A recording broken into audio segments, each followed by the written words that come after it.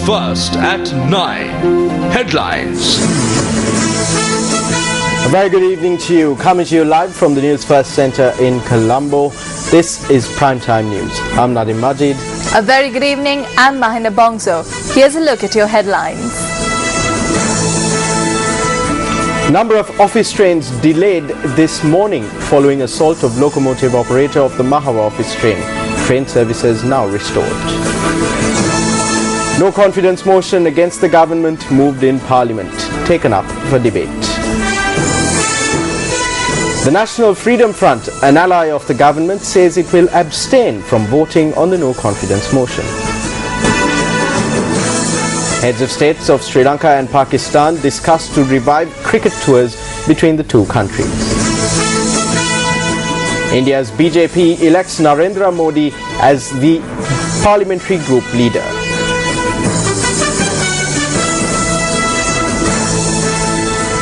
Well, here's a comprehensive look at those stories now.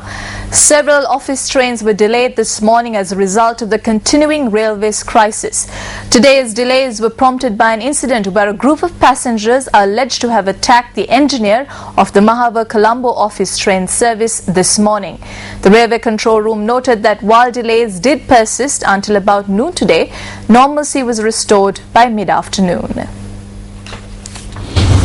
The Mahava-Colombo office train, which departed at dawn today, was about 20 minutes late when it reached the Polgahavala station. The Department of Railways says that a group of passengers who were angered by the delay had attempted to attack the engineer.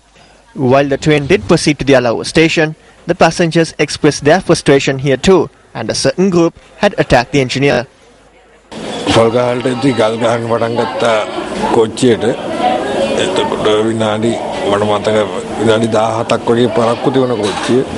They started pelting stones at the train. According to what I recollect, the train was delayed for about 17 minutes.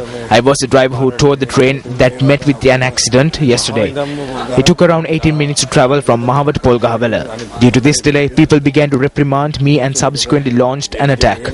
They assaulted me in Alawa. Close to 15 to 20 people surrounded me and attacked me.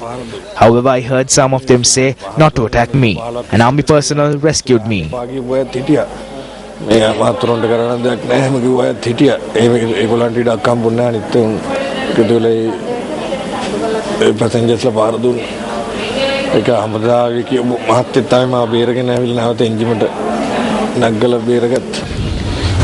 the engineer had brought the train to a stop and departed the scene, passengers blocked the tracks and staged a demonstration over the delays in train services. While the police later intervened and attempted to have the train moved, the demonstrators did not permit it. They also obstructed journalists who were at the scene to cover the unfolding events.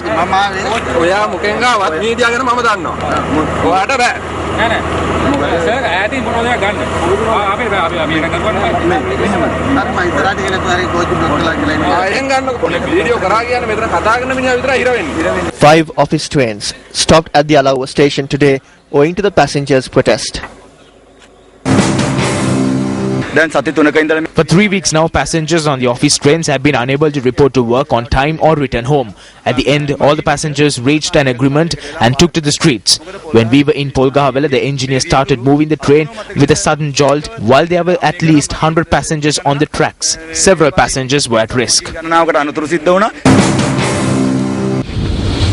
The blockade, which persisted for over 2 hours, eventually ended after the Superintendent of Railway Operations, L.A.R. Ratnayaka, arrived in Alawa and held talks with the passengers. The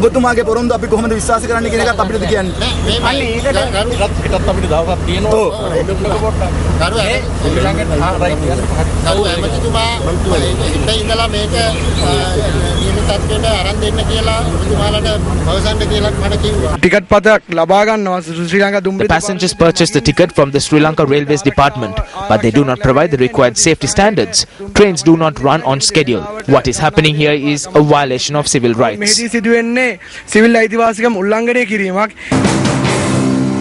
The railways control room says that about 20 services on the main and northern lines were cancelled owing to the demonstration. The Mahava-Colombo office service eventually arrived at the Maradana station at 11:34 a.m., 4 hours late. A group of passengers had allegedly assaulted the engineer once again at the station. He has lodged a complaint with the Maradana police. The police media spokesperson's office says that 2 persons were later arrested on suspicion of involvement in the incident. The engineer is currently being treated at the National Hospital in Colombo. Accident Ward Director Dr. Kapla Vikumanayaka said that the engineer's condition was not serious. This was a justifiable delay for which the engineer should not be held responsible. These attempts to assault engineers are taking place owing to the false incitement of the people by the general manager of railways. In truth, he has committed a major wrongful act. We need to feel safe and secure, and we will continue to operate trains with the necessary police and military security.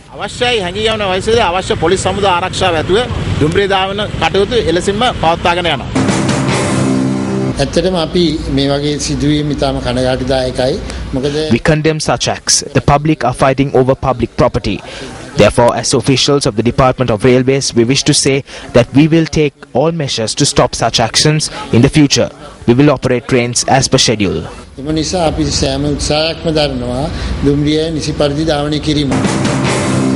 Police media spokesperson SSP Ajit Rohana says that if the Department of Railways requests security details, the police are prepared to provide such security. However, he noted that security will be provided for the trains and not for individuals.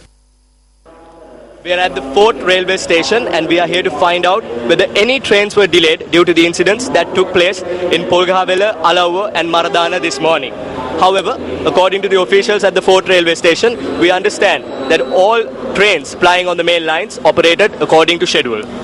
I'm Chaturanga Hapuarachi reporting for Newsfirst.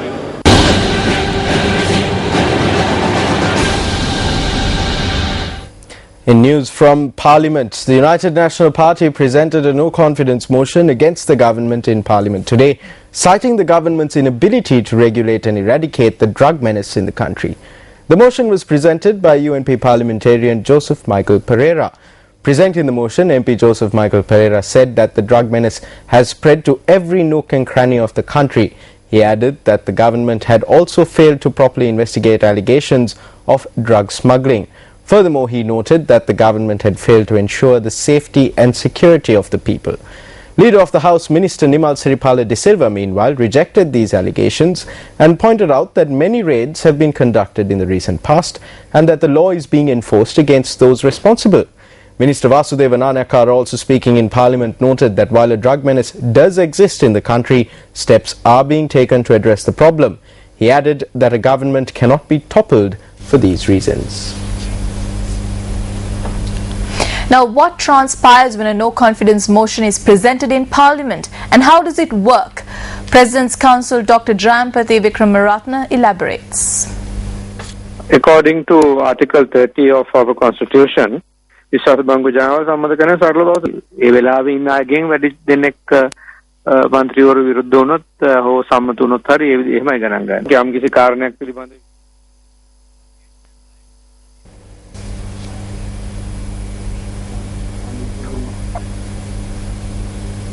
While the no-confidence motion is being presented by the UNP-led opposition, there are several constituent parties in the ruling UPFA that have expressed dissatisfaction with certain sections of the government in the recent past.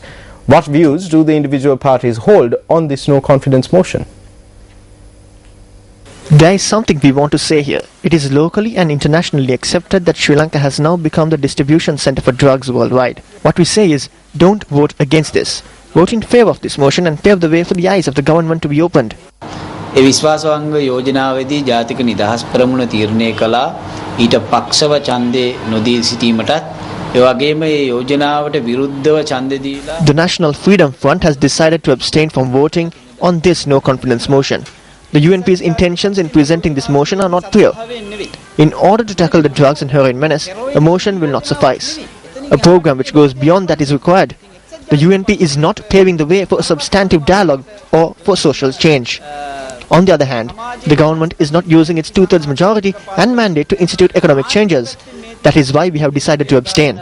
ආර්ථිකයේ ජනවරම අනුව වෙනස් විය යුතු වෙනස්කම් සිද්ධ කරන්නෙත් නැහැ. ඒ නිසා තමයි අපි මේ යෝජනාවට පක්ෂව හෝ විරුද්ධව ඡන්දේ නොදී වැළකී සිටීමට තීරණය කළේ. ඒ විශ්වාස භංග යෝජනා ඉදිරිපත් වීමේ අඩුපාඩුකම් තිබුණා වුණත් මේ යෝජනාව ගත්තොත් එහෙම Although there are shortcomings in the no confidence motion, it has been presented in truth. We support this motion and pledge our support to adopt this motion. We are aware that a situation where containers of narcotics are brought to this country has been created by the economic system. At present, it is like no other time in our history, and containers of narcotics and ethanol are finding their way into all parts of the country and are destroying our children. This is because it is being done with the blessings of politicians. The parliamentary group of the JVP pledges support to this no confidence motion.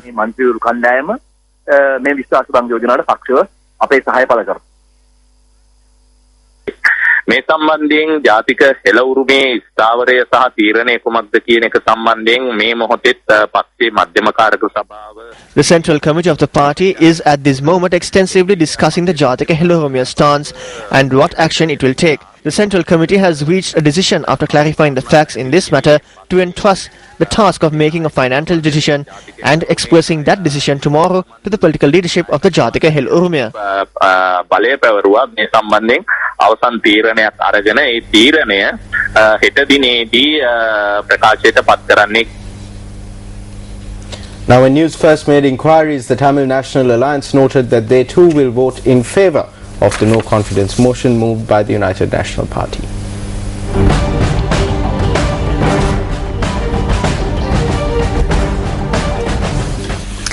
President Mahinda Rajapaksa, speaking to his Pakistani counterpart Mamnoon Hussain in China today, emphasized that terrorists cannot be allowed to control the right to sports. The two leaders discussed a number of factors, including reviving cricket tours between the two nations. President Mahinda Rajapaksa called on Pakistani President Mamnoon Hussain in Shanghai on the sidelines of the 4th summit of the Conference on Interaction and Confidence Building Measures in Asia that is scheduled to begin tomorrow. According to the presidential media unit, Pakistani President Mamnoon Hussain extended his country's unwavering support to Sri Lanka. The two leaders had discussed a vast range of topics during the meeting. The Pakistani president had said that Pakistan will always support Sri Lanka at international fora. President Rajapaksa said while explaining the immediate post-war measures the government adopted that Sri Lanka released more than 14,000 ex-combatants back into society. President Hussain also spoke about Sri Lanka's support towards Pakistan and elaborated on his country's perception of relations with Sri Lanka. Welcome back to the news. Moving up north, India's victorious Bharatiya Janata Party elected Hindu nationalist leader Narendra Modi as its parliamentary party leader, effectively paving the way for him to stake his claim to form the next government as country's prime minister. After a thumping victory in the general election, where the alliance led by Modi's BJP won 336 of the 543 seats in India's lower house of parliament, making it the first time in a quarter of a century that the country will not be led by a coalition government. Senior BJP leader Lal Krishna Advani proposed Modi's name as the leader of the parliamentary party of the BJP, clearing the decks for him to stake claim to form the next government. For the post of BJP parliamentary party leader, I propose the name of popular leader of Gujarat and celebrated chief minister and Bharatiya Janata Party's prime ministerial candidate Narendra Modi.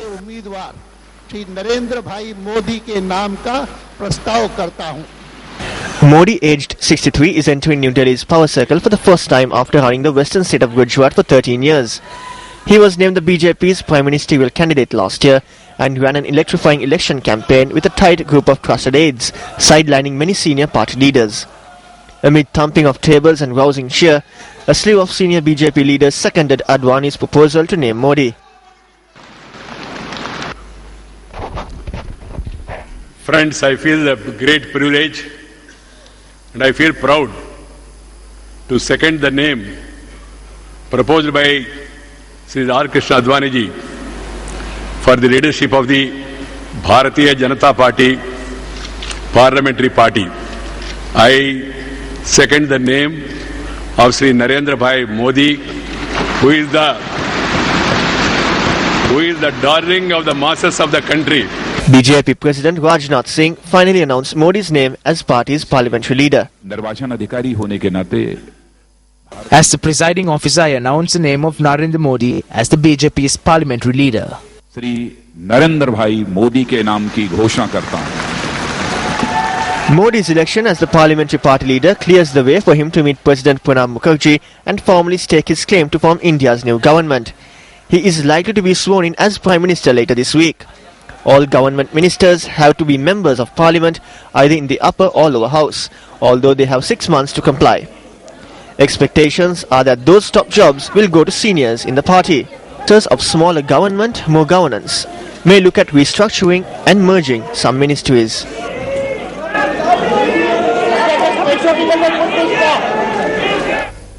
Well, an emotional Prime Minister-designate Narendra Modi promised to live up to the expectations of millions of Indians who voted for hope and trust in his leadership. Narendra भाई ने कृपा की,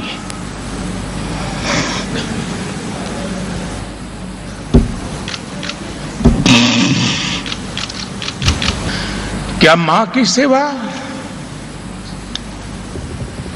कभी कृपा हो सकती है?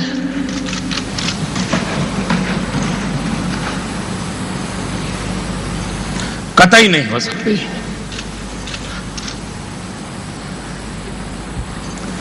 जैसे भारत मेरी मां है, वैसे ही भाजपा भी मेरी मां है।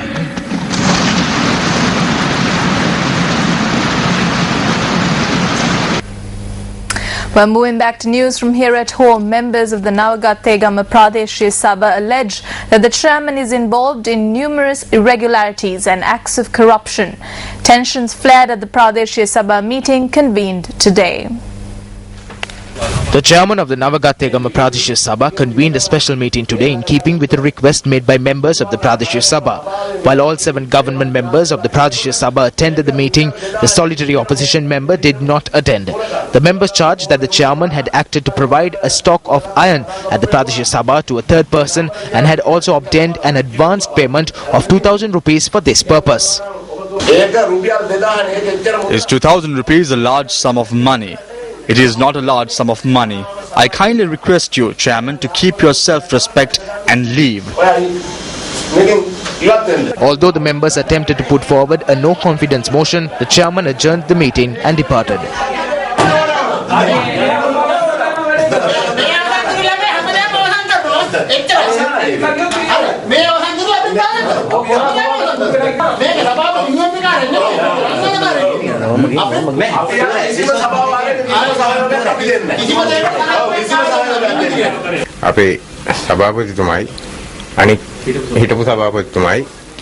The chairman, former chairman, and a man called Ranji came here, and there was another lorry that accompanied them. Then the 3 of them dragged the pile of iron from back there to load it onto the lorry. Whether they took it or not, I did my duty and called my superior. Prior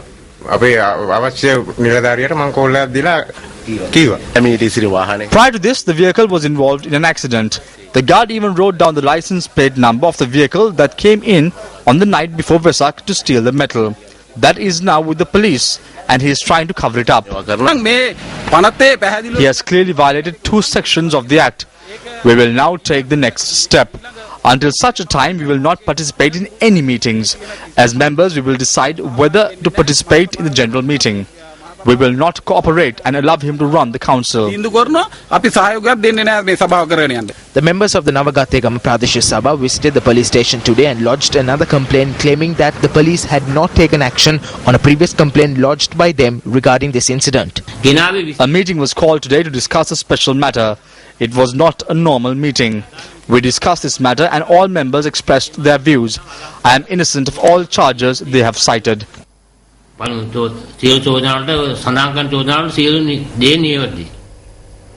motion thanking Western Province Governor Alavi Maulana for the manifesto presented to the 6th Western Provincial Council was adopted unanimously today.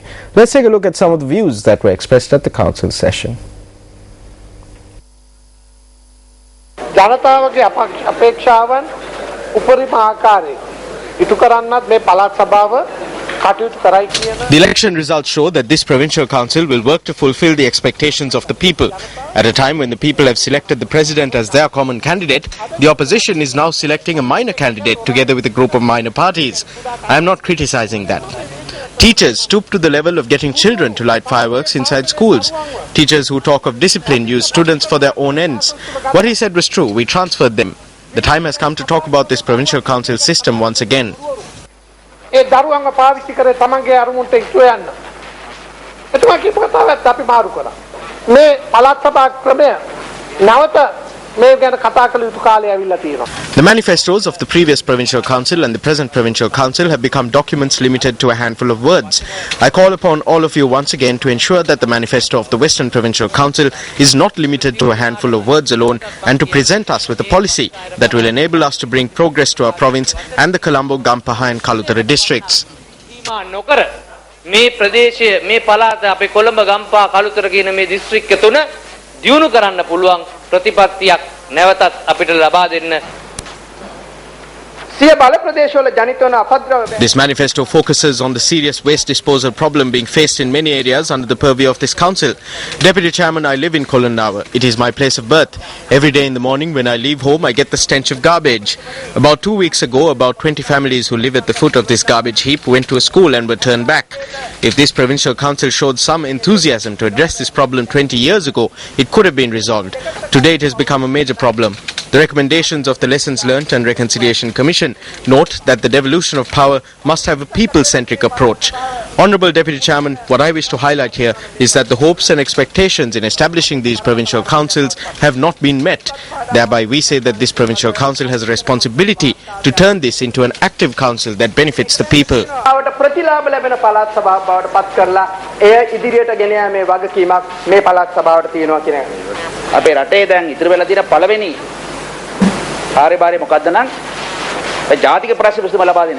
The primary issue in our country is resolving the national problem. All other problems are further down the list. We know that via the 13th Amendment, the Provincial Council has police powers or the power to maintain law and order. Although we may not exercise this power, we have a responsibility to ensure law and order. We cannot secure economic goals and development if we do not have law and order.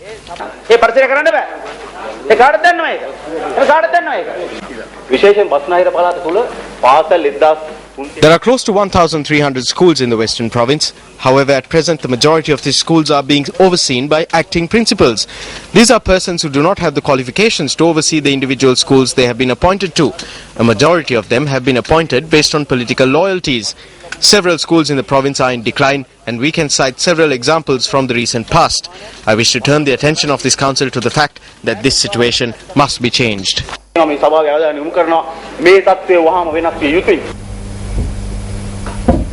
In business news tonight, Deputy Minister of Finance, Senior Minister Dr. Sarath Amnugama says improved surveillance and reporting on large-scale investment in the public sector is a necessity. Dr. Amnugama made these remarks at a conference held in Colombo today. No lines, but nevertheless. The 2014 South Asia Conference on Financial Reporting for Economic Development commenced in Colombo yesterday.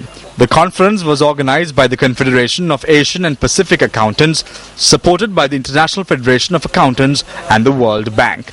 The Deputy Minister of Finance, Senior Minister Dr. Sarath Amnugama, was the chief guest at the opening session today. And in modernizing the corporate sector and also the preeminence, if I may say so, of the large investments in the public sector in crucial areas like energy, transport, education and so on, it is absolutely necessary that we improve the surveillance, that we improve the reporting, which are of course a way or a means of improving performance. Meanwhile, at the opening ceremony of the conference held last evening, the Governor of the Central Bank of Sri Lanka, Dr. Ajit Niwad Cabral, commented on the importance of financial reporting in preventing dubious and illegal transactions. Sound financial reporting has also become an important component of a country's governance agenda because improved financial reporting makes dubious and illegal transactions more difficult to undertake and easier to detect. Sri Lanka is one of those few countries that has, or rather took the steps to bring in corporate governance under a mandatory code. The Presidential Commission to investigate into complaints regarding missing persons launched its official website today. The launch took place at the office of the Commission in Colombo. The chairman of the Commission, Maxwell Parnagama, and the secretary to the Commission, H.W. Gunadasa, were among those present at the event. You too can access the website at www.pcicmp.lk. Once again, that's pcicmp.lk.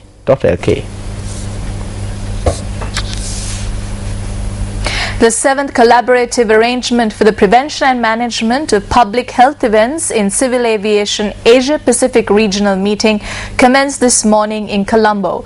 Speaking at the event, Dr. Firdausi Mehta, the representative of the World Health Organization, stressed the importance of implementing international health regulations.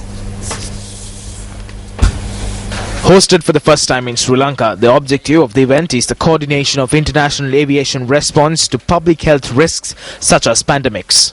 Actually, WHO is quite concerned for 4 different viruses which are circulating. One is the Ebola virus in Guinea, second is the H5N1, and third is the H7N9. And fourth, which is creating quite a lot of apprehension and a lot of information that is spread, going around, is the MERS, that is the Middle East Respiratory Syndrome coronavirus. So from WHO point of view, the implementation of the international health regulations is very important so that countries can detect, verify, assess and respond to any public health emergencies that are there. A group including the Secretary to the Ministry of Civil Aviation, Dr. Ravindra Ruberu, were present at the occasion. Well, moving back to news from India. According to Indian media reports, Narendra Modi, the Gujarat strongman who steered the Bharatiya Janata Party to a landslide victory in the Lok Sabha elections, was appointed the Prime Minister, ushering in a new era of a non-Congress government with an absolute majority on its own in 30 years. Modi called on President Pranab Mukherjee after he was unanimously elected leader of the BJP parliamentary party, and later at a combined meeting of the BJP and its allies constituting the NDA as leader of the coalition. Later, a communique said the president appointed him the Prime Minister of India and requested him to advise the names of members of the Council of Ministers.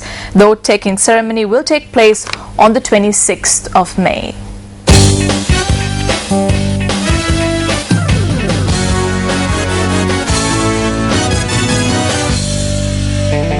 Take a look at some rugby news. Sri Lanka has dropped 9 spots in international rugby rankings in the space of a month. New Zealand continues to top the list in the latest rankings.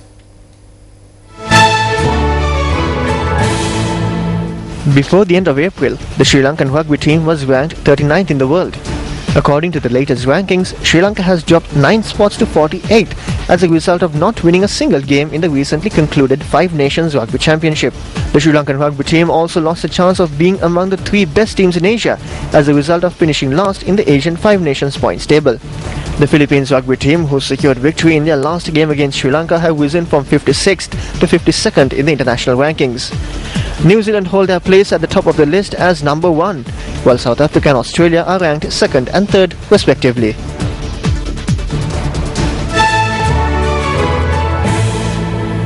Well, Joel Outscoon joins us now with a look at the weather.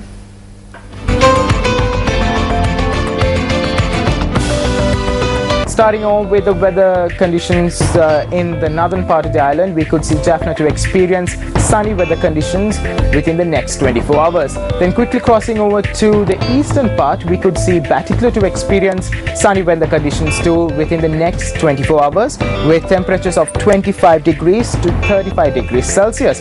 Then Hambantota will experience thunder showers within the next 24 hours, and Colombo is also to experience thunder showers within the next 24 hours with a weather temperature of 26 degrees to 31 degrees Celsius. Let's now take a look at the weather forecast for the next 24 hours in the other regions of the country.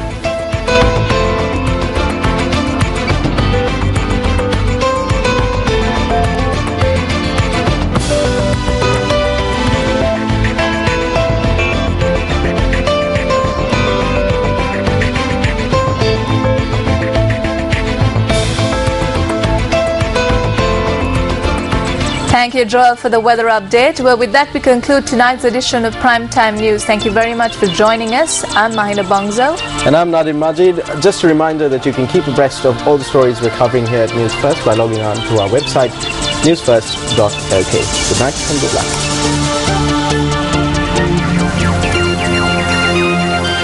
Hotline 0114-896-896. www.newsfirst.lk. Feedback at newsfirst.lk.